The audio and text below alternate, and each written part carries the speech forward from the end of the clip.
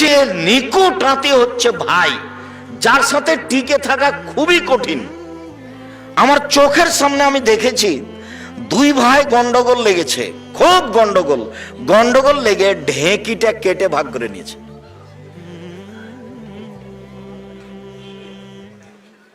এর নাম ভাই, এর সাথে টিকে থাকা খুব কঠিন। আপনার বড় ভাইয়ের সাথে গন্ডগোল হয়েছে, আপনাকে হাত ধরে ক্ষমা নিতে হবে, এ কথাই ঠিক।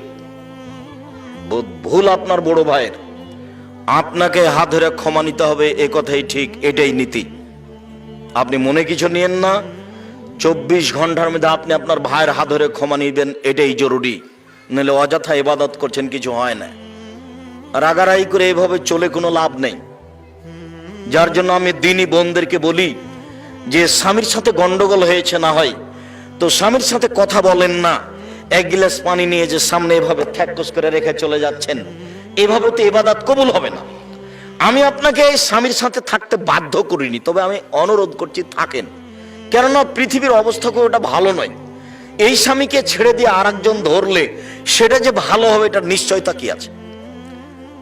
বুঝলাম আপনাকে গালি দেয়, আপনার স্বামী মুখ খারাপ, গালি দেয়, এ কথাই ঠিক। আপনার স্বামীর আচরণ খারাপ, মারে, এ কথাই ঠিক। এরপরেও আমি অনুরোধ করছি, আমি আপনার দিনী ভাই, আপনার দিনী ভাই হিসাবে আমি বলছি আপনার স্বামীকে মেনে চলেন, জান্নাত হবেই। মহিলাদের জন্য জান্নাত সহজ, যদিচ আল্লাহর নবী জাহান্নাম দেখছেন আর বলছেন যে আমি বেশিরভাগ মানুষ জাহান্নামে দেখছি নারী। জাহান্নাম বলতে নারী আর নারী, জাহান্নাম বলতে নারী আর নারী। এর পরে আল্লাহর নবী বলছেন নারীদের জান্নাতে যাওয়া সহজ। 4টা কাজ করলে নারীরা জান্নাতে চলে যাবে। পৃথিবীতে এমন কোন 4টা কাজ নেই যে কাজ পুরুষ করলে জান্নাতে চলে যাবে, এরকম কোন কাজ 4টা পৃথিবীতে নেই। মহিলারা যদি 4টা কাজ করে তাহলে জান্নাতে চলে যাবে। 1, 5 ওয়াক্ত সালাত। এই মেয়ে, কথা বলছো কেন? তোমাকে কখন থেকে চুপ থাকতে বলছি? আপনি একজন মহিলা মানুষ, কথা বলেন কেন? মুখ বন্ধ করেন, মুখ বন্ধ করেন। আপনি কথা বলছেন কেন? কেউ যদি আপনার গায়ে আঘাত করে তবে আপনি কথা বলবেন না, একবারে মুখ বন্ধ করে থাকেন। মহিলারা 4টা কাজ করলে জান্নাতে চলে যাবে। 1, 5 ওয়াক্ত সালাত, নামাজ। 2, রমজান মাসে রোজা। 3, স্বামীকে মেনে চলা, এই দেখেন। 4, জেনায় লিপ্ত না হওয়া। তো কোন নারীর যদি জেনা ঘটে যায় তাহলে রাসূল সাল্লাল্লাহু আলাইহি সাল্লাম বলছেন, আল্লাহ তাআলা বলেন ওয়ানাহা নাফসা আনিল হাওয়া ফাইনাল জান্নাতা হিয়াল মাওয়া। কোন মহিলা যদি অশ্লীল কাজ থেকে নিজেকে ঠেকিয়ে দিতে পারে, আজ থেকে আর অশ্লীল কাজে লিপ্ত হব না, এই বলে যদি কোনো পুরুষ নারী নিজেকে ঠেকিয়ে দিতে পারে, আর করবে না, তাহলে আল্লাহ বলছেন আমি তাকে জান্নাতুল মাওয়া দিলাম। তা আপনার হয়েছে, ভুল হয়েছে, আপনি বন্ধ করেন। 4টা কাজ করলে আপনার জন্য জান্নাত সহজ। 1, 5 ওয়াক্ত সালাত। 2, রমজান মাসে রোজা, সিয়াম। 3, স্বামীকে মেনে চলা। 4, জেনা লিপ্ত না হওয়া। জান্নাতের সব দরজা খোলা, এই কথা মুহাম্মদ সাল্লাল্লাহু আলাইহি ওয়াসাল্লাম বলেন, আমি বলিনি। তো এই কথাটা কেন আসলো? যে আপনারা 2 জা বা 5 জা, ঘটনা কিন্তু বড় জায়ের ঘটেছে, তার কারণে গন্ডগোল হয়েছে। আপনি ছোট, আপনি আপনার জায়ের হাত ধরে ক্ষমা চাইবেন যে আপা ভুল হয়েছে, আমাকে মাফ করেন। এটা সহজ হবে? ও আপনার বড় যাও, ও আগে এসেছে এই বাড়িতে, ও আপনার কাছে হাত ধরে ক্ষমা নিতে কষ্ট পায়, লজ্জা পায়। কথা বুঝাতে পারি না মনে হয়? আপনার জন্য এটা সহজ। আপনি কেন এভাবে বলতে চাচ্ছেন? ভুল কি আমি করেছি নাকি? আমি মারামারি করেছি না? আমি গালি দিয়েছি কিনা? হ্যাঁ বুঝলাম, ভুল আপনার বড় যাই করেছে, এ কথাই ঠিক। কিন্তু আপনার জন্য আগে যেতে হবে, আগে যাওয়া উচিত, এ কথাও ঠিক। তো আপনারা ভাই ভাইকে অনুরোধ করছি, 24 ঘন্টা পার হয় না, রাত পার হয় না যেন। উপস্থিত বৈঠকের দিনই মুসলিম বোন, আপনার রাত পার হয় না যেন আপনি আপনার বড় জায়ের হাত ধরে ক্ষমা নিয়ে নেবেন। যা হয়েছে হয়েছে, এখন থেকে ভালো অবস্থায় ইবাদত করতে হবে। মরণ আসলো কে আসলো, এই যে কাকে কালকে দেখেছিলেন আজকে আর নেই, মরণ তো একেবারে অল্প সময়ের জন্য। এইভাবে মন কষাকষি করে চলে কি হবে? অবেদিল কুরবা, নিকট আত্মীয়র সাথে ভালো আচরণ করো, ভাই ভাই। ওয়াল ইয়াতামা, এতিমের সাথে ভালো আচরণ করো।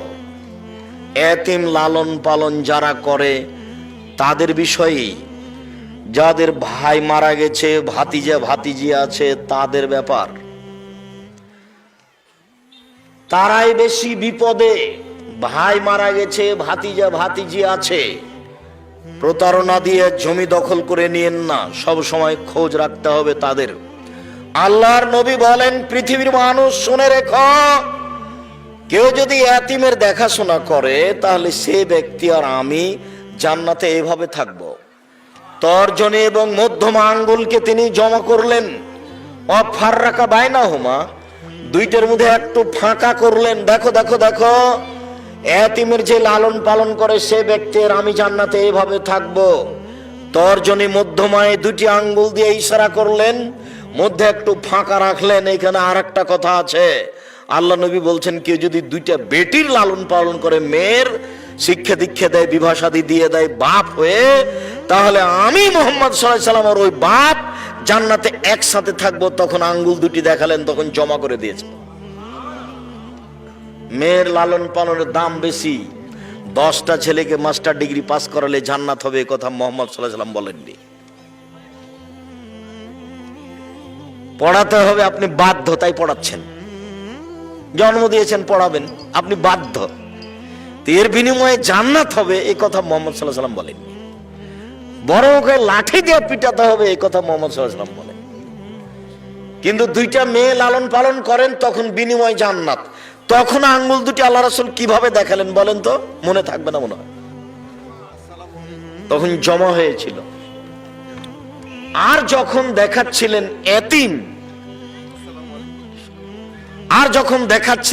এতিম, তখন একটু ফাঁকা করেছিলেন। অল ইয়াতামা, এতিমের লালন পালন। আনাস রাদিয়াল্লাহু তাআলা আনহু বলেন, যা রাজুলুন নবী সাল্লাল্লাহু আলাইহি শাক্কা কলবাহু কাসওয়াতা কলবিহি, আল্লাহর নবীর নিকটে একটা লোক এসে বলল, আল্লাহর নবী, আমার অন্তরটা খুব শক্ত, মানুষ টাকা পয়সা চাইলে দিতে পারি না, কৃপণতা চেপে ধরে, ভেতরে কোনো মায়া মহব্বত বোঝা যায় না। এইখানে আর একটা বাক্য বলে রাখছি, যেটা আরো 2-1 দিন বলেছি, মনে আছে? এই ছেলে শোনো, তোমাকে বলছি, আজ থেকে বাড়িতে বের হলে তুমি তোমার মাকে বলে দিও, আম্মা কিছু খুচরা টাকা আমার পকেটে দিবেন, 5-10 টাকা 20 টাকা। ফকির ভিক্ষা চাইলে আমি যেন বের করে দিতে পারি। ফকির ভিক্ষা চাই, তখন আমার পকেটে 500 টাকা নোট থাকে, আমি তখন বলি, আমাকে মাফ করো, আমি ফকিরের কাছে কত ক্ষমা চাইবো মা, আপনি আমাকে কিছু খুচরা টাকা দিয়েন। তার আপনাকে বলছি, স্ত্রীকে বলে দিয়েন তার স্বভাব পরিবর্তন করতে হবে। স্ত্রীর স্বভাব হতে হবে আপনার মায়ের মতো। আপনার মা 16 জন মানুষের ভাত রান্না করতে কোনোদিন ভারী মনে করেনি। আপনারা ছিলেন 10 ভাই বোন, বাড়িতে ছিল 2 জন কিষান কামলা, 12 জন। তারপরে আপনার বাপ মা 14 জন। আপনার বাপের অভ্যাস ছিল মসজিদ থেকে ফকির ধরে আনা, 2 জন ফকির ধরে নিয়ে এসছে রাতে। 16 জন মানুষের ভাত রান্না করতেন আপনার মা, ঢেঁকিতে ধান ভেঙে কোনোদিন ভারী হয়নি। আপনার স্ত্রী যেখানে ভাত রান্না করে সেখানে শোকে সবকিছু আছে, ফ্রিজে। রাত 10টা 11টার সময় আমাকে নিয়ে গেছেন, গিয়ে বলছেন, খালেদা উঠো, মেহমান আছে। তখন আপনার স্ত্রী নাক সিটকে নিতে বলছে, হ্যাঁ বাজার থেকে মেহমানকে খাওয়িয়ে নিয়ে আসনি, এখন বিরক্ত করো। এই কণ্ঠ যদি আপনার মা শুনতে পায়, 80 বছর বয়স, ঘরে শুয়ে আছে ওইদিকে, তাড়াহুড়া করে আপনার মা উঠে আসবেন, এসে বলবেন, থাক বেটা, বউ মাকে উঠেছে না বেটা, আমি ঠিক করে দিছি। এই কথা আপনার মা বলতে পারে, আপনার বউ নাক সিটকানি দেয়। আমি বউকে তালাক দিতে বলিনি, তবে বউ স্বভাব পরিবর্তনের জন্য অনুরোধ জানিয়েছি। চেষ্টা করেন, কোন সময় 150 চাউল রান্না করবেন, আপনার মা 3 কেজি চাউল রান্না করে দেন, 3 সের। আপনারা খেতেন মেহমান খেত, ফকির ফকিরনি খেত, রাতে গরুতে খেত, আপনি 150 চাল রান্না করেছেন। আমি মেহমান গেছি দুপুরের সময়, তখন আপনার স্ত্রী বলছে যা রান্না করেছি তা তো মেহমানকে দিলে শেষ হয়ে যায়, শেষ হয়ে যায়, কি করবে, চানাচুর বিস্কুট দিয়ে বিদে দাও, বিদে দাও। এই স্ত্রীর নীতি স্বভাব পরিবর্তন করতে হবে। আপনার স্ত্রীর কারণেই আপনার বাপের স্বভাব আপনি গ্রহণ করতে পারেননি। আপনার বাপ যখন এশার সালাত আদায় করে মসজিদ থেকে বের হতেন, তখন মসজিদ থেকে বের হওয়ার সময় ডান দিকে বাম দিকে লক্ষ্য করতেন, মুরব্বী বাড়ি কোথায়? বাড়ি ফরিদপুর ভাঙা। খেয়েছেন কি? জি না। চলেন আমার সাথে। আজকে আপনি নিয়ে যান, আপনার স্ত্রী যদি নাক সিটকানি ধমক দেয় তো কালকে নিয়ে যেতে পারবেন না, তখন আর খোঁজই নেবেন না যে ওইকে। যার জন্য মায়ের স্বভাবে আপনার স্ত্রীকে ফিরে যেতে হবে, আপনাকে ফিরে যেতে হবে বাপের স্বভাবে। মানুষকে খাদ্য দেওয়া শিখতে হবে। আপনি কেন এই কথা বললেন? আপনার স্ত্রী কেন ভারী মনে করে? হ্যাঁ, তোমার ভাগ্নি আছে, তোমার ভাগনা আছে, তোমার বোন আছে, তোমার বাপের আত্মীয় স্বজন আছে, তোমার বাপের বন্ধু আছে, এতগুলো ঝামেলা পাকাতে পারবো না। এই কথা আপনার স্ত্রী কেন বলে আজকে বলে দিয়েন, শোনো তুমি আমার স্ত্রী, তোমাকে আমি অন্তর থেকে ভালোবাসি। আমি একাই আমার রুজি খাচ্ছিলাম, আমার হাত দিয়ে আল্লাহ আমাকেই শুধু রুজি দিচ্ছিল। তুমি এসেছ, আমার হাত দিয়ে আল্লাহ রুজি দেয় দুইজনকে, তোমাকে আর আমাকে। আমাদের ছেলে মেয়ে হলো 2 জন, এখন আল্লাহ রুজি দেন আমার হাতে 4 জনকে। আমার ভাগ্নি আছে, আমার হাতে রুজি দিবেন 5 জনকে। আমার ভাগনা আছে, রুজি দিবেন 6 জনকে। আমার বোন আছে, রুজি দিবেন 7 জনকে। আমার ভগ্নিপতি আছে, রুজি দিবেন 8 জনকে। আমার বাপের একজন বন্ধু এসেছেন, রুজি দিবেন 9 জনকে। সব রুজি আল্লাহ আমার হাত দিয়ে দিবেন। বলো তুমি রুজি আল্লাহ বাড়ালেন না কমালেন? তুমি কেন সংকীর্ণতায় যাবা? সংকীর্ণতায় তুমি যাবা কেন? তোমার মাথায় কথায় টেনশন। রুজি আল্লাহ দিবেন। তুমি আজকে বলে দিবে আম্মা চিন্তা করবেন না, আপনাকে পৃথক হতে হবে না, আপনি আমার কাছে খাবেন, আব্বা আমার কাছে খাবে, বোন আমার কাছে খাবে, ভাগনা আমার কাছে খাবে, ভাগ্নি আমার কাছে খাবে, দুলা ভাই আমার কাছে খাবে, আমার বাপের যত আত্মীয় স্বজন আছে সব আমার কাছে খাবে। চিন্তা করবেন না, আল্লাহ ব্যবস্থা করে দিবেন।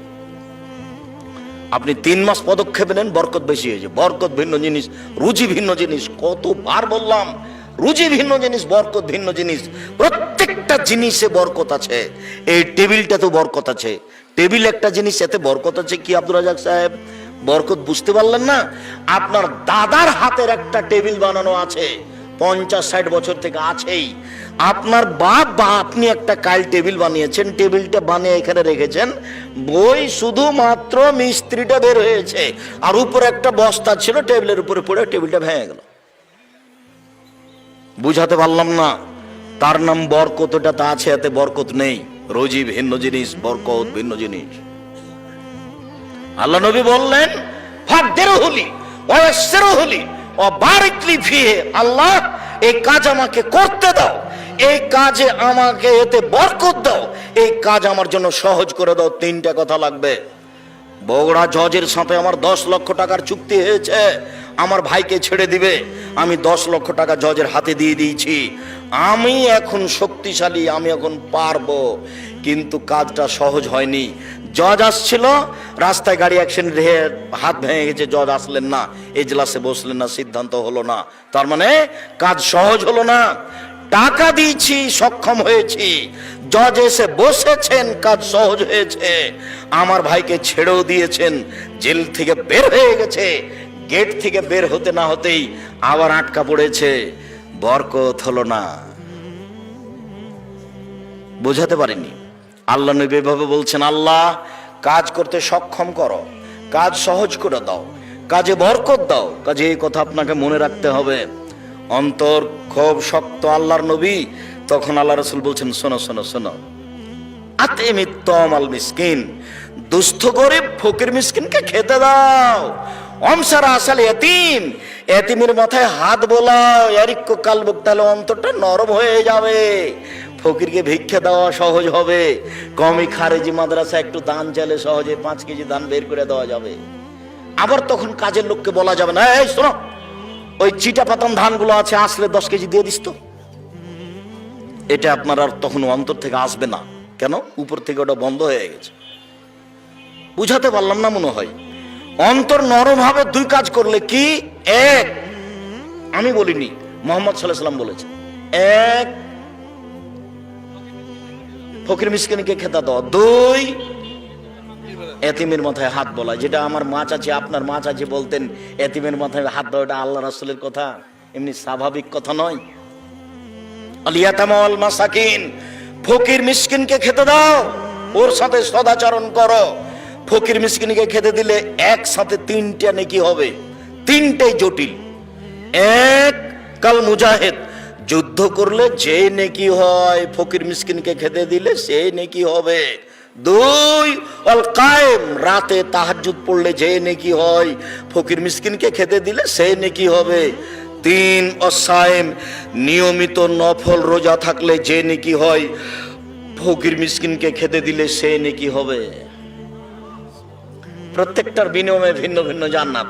মুজাহিদ জান্নাতে চলে গেছে, রাতে তাহাজ্জুদ পড়ে জান্নাতে চলে গেছে, মানুষ যখন ঘুমিয়ে, দামি জান্নাত। তিন, নফল সিয়াম, নফল রোজা, দামি জিনিস। ইবাদতের জগতের সবচেয়ে দামি ইবাদত হলো সিয়াম, রোজা। তাহলে তিনটারই ভিন্ন ভিন্ন মর্যাদা, জান্নাত। এবার একসাথে তিনটার নেকি পাবো কি করলে? ফকির মিসকিনকে খেতে দিলে। ভুলেও কোনোদিন রাগ করবেন না, মেজাজ তো আপনার খুব কড়া। দরজায় ফকির বসে আছে, মোটর সাইকেল নিয়ে ঢুকছিলেন, জায়গা একটু কম, সরত সরত, ভিড় জমায় এখানে দুপুরের টাইমে, খাওয়ার টাইমে ঝামেলা পাকাচ্ছে। এই কথা যদি আপনার মা শুনে নাই তাহলে বলবে থাকবে, থাকবে, তোর বিরক্ত হোক কেন, ওকে একটু খেতে দিলি চলে যাবে। আপনি বলছেন এভাবে আর আপনার মা বলছে এভাবে। কি পড়াশোনা শিখলেন? কোনটা হলো এটা? খালি চিল্লা চিল্লি করলে হবে অমুকের চরিত্র ফুলের মতো পবিত্র, এভাবে হবে? ভুলেও কোনোদিন ফকির মিসকিনের উপরে রাগ করবেন না, যতবার চাচ্ছে চাক। আর মুরব্বী আপনাকে বলছে, স্ত্রীকে বলে দিয়েন খুচরা টাকা নিয়ে বের হতে হবে বাড়ি থেকে, 50টা 100টা 200টা, যত ফকির মিসকিন আসবে 10টা করে দিবেন, 5টা টাকা করে দিবেন, প্রস্তুতি নিয়ে বাড়ি থেকে বের হবেন। কেন? আপনি বলেন মাফ করো, কেন বলবেন মাফ করো? কি অসুবিধা এত মাফ করো বলবেন কেন? সে যেই হোক, যে ভিক্ষা চাচ্ছে, অভিত্তশালী হোক, ও ঘোড়ায় চড়ে আসুক না কেন, চাইলে দিবেন। যখন নিজে থেকে কাউকে দিতে যাবেন, খেতে দিবেন, তখন দেখতে হবে পরহেজগার কিনা। বুঝাতে পারলাম না কথা? যে খেতে চেয়েছে ও পরহেজগার কিনা এটা দেখার সুযোগ নাই, কিন্তু আপনি নিজে থেকে যাকে খেতে দিবেন দাওয়াত দিয়ে, তাকে কেমন হতে হবে?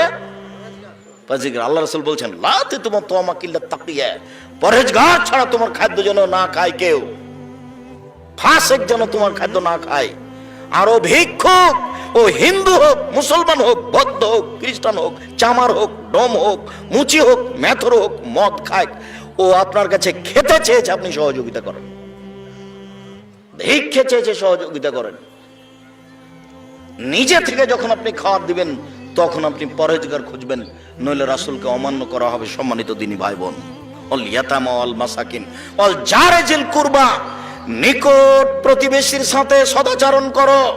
অল জারিল জুনুব, দূর প্রতিবেশীর সাথে সদাচরণ করো। প্রতিবেশী সংক্ষিপ্ত, এই কথাই ছিল লম্বা, এরপরও কারণবশত সংক্ষিপ্ত করতে হচ্ছে।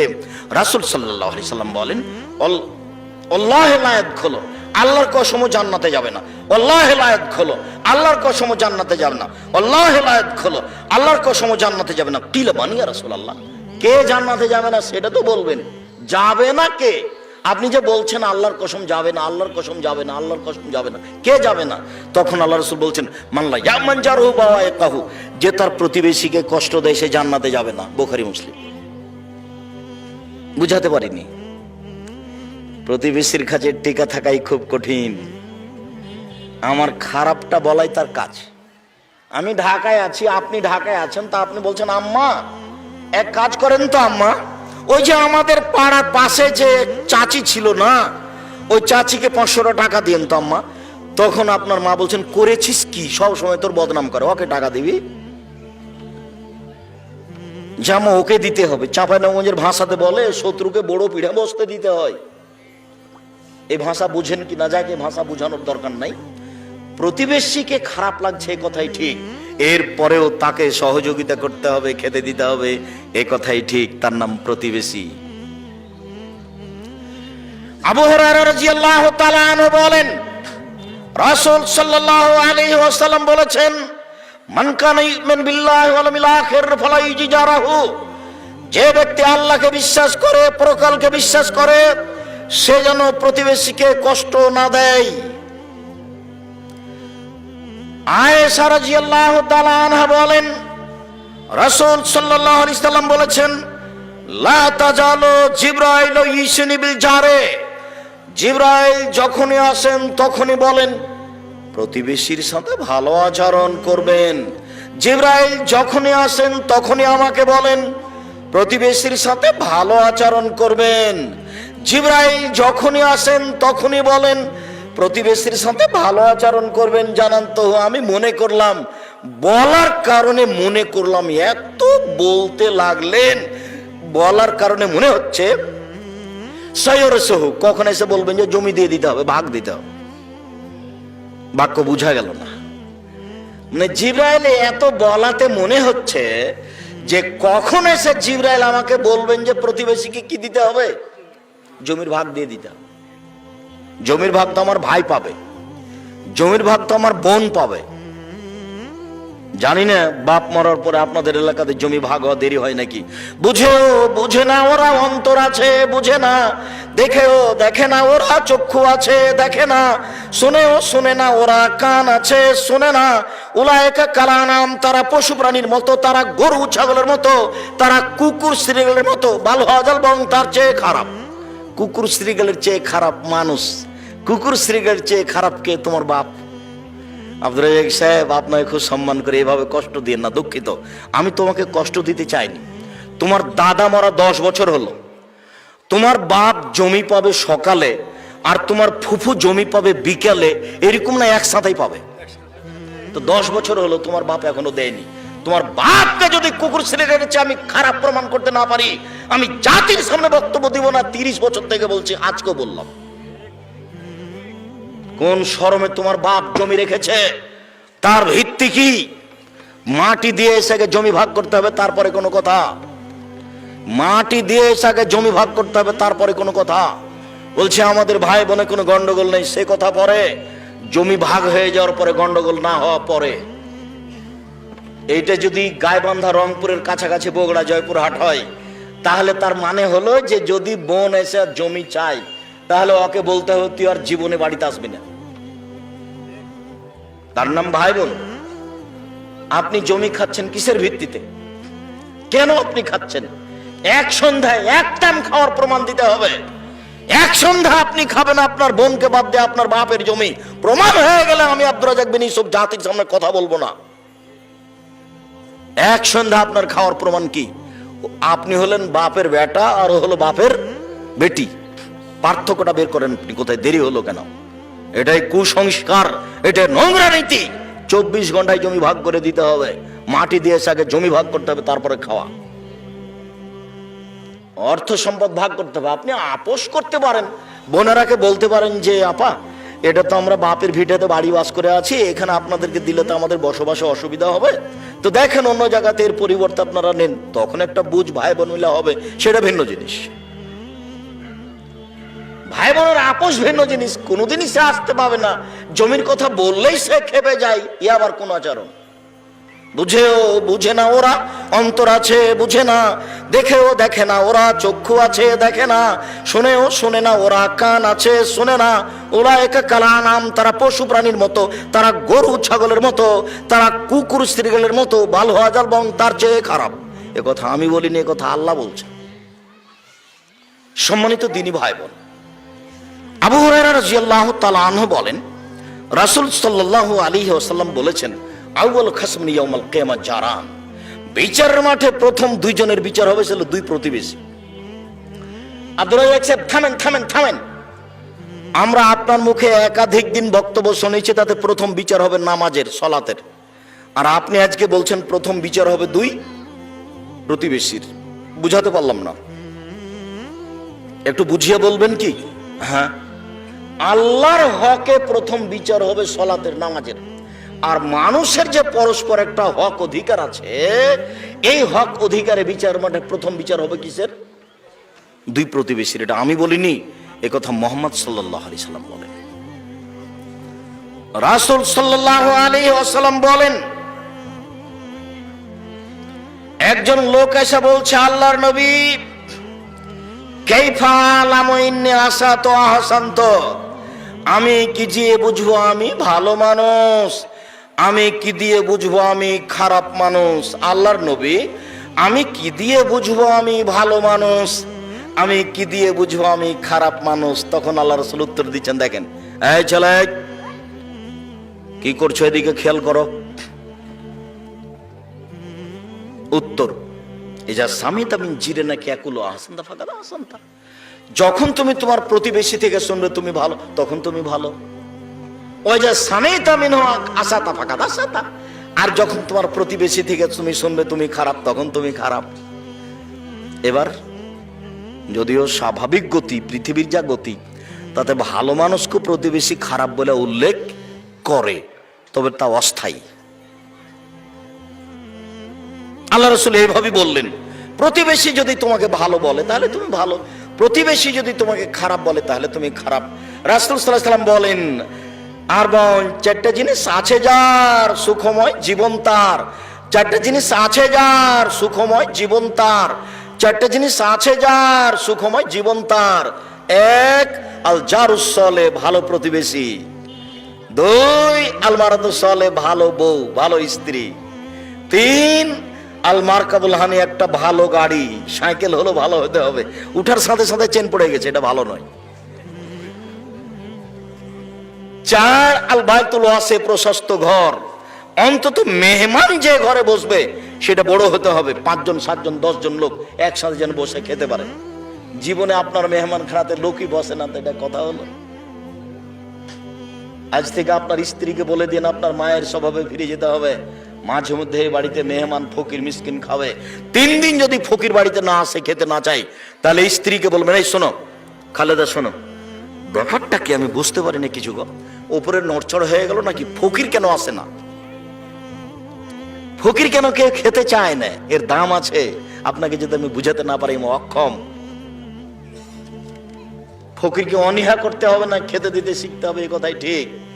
রাসূল সাল্লাল্লাহু আলাইহি সাল্লাম বলেন, রাসূল সাল্লাল্লাহু আলাইহি সাল্লামকে বলা হলো, আল্লাহর নবী, ইন্না ফুলানাতান তুজকারু মিন কাসরাতি সালাতিহা সামিয়া সাদাকাতিহা গায়রুহা তুজিরানাহা বিলিসানিহা।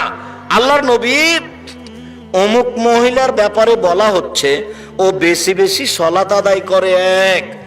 2, বেশি বেশি সিয়াম পালন করে, নফল রোজা 2। 3, বেশি বেশি দান খায়রাত করে, তবে জিভা দিয়ে মানুষকে কষ্ট দেয়, ও মুখ দিয়ে মানুষকে কষ্ট দেয়।